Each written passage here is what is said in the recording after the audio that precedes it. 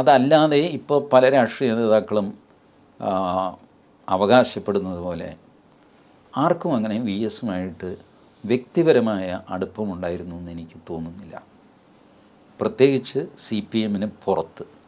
C P എമ്മിനുള്ളിൽ ഒരുപക്ഷെ ആർക്കെങ്കിലും അവകാശപ്പെടാൻ നമുക്കറിയില്ല അവർ തമ്മിലുള്ള കെമിസ്ട്രി എന്താണ്.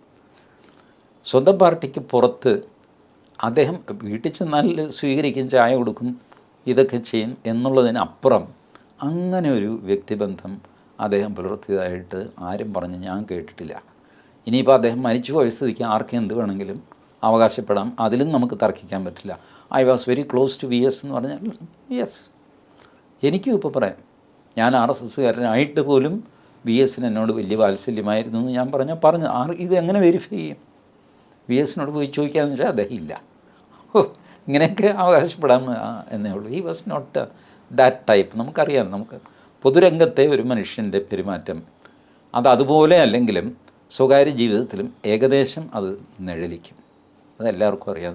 അല്ലാതെ പൊതുരംഗത്തെ പേഴ്സണാലിറ്റി വൈകുന്നേരം 7 മണിയാകുമ്പോൾ ഷട്ടർ ഇട്ടിട്ട് പിന്നെ സ്വകാര്യ ജീവിതത്തിൻ്റെ ഷട്ടർ തുറക്കുക എന്ന് പറഞ്ഞൊരു പരിപാടി മനുഷ്യസാധ്യമല്ല. അത് your character will reflect everywhere, whether it is public life or private life.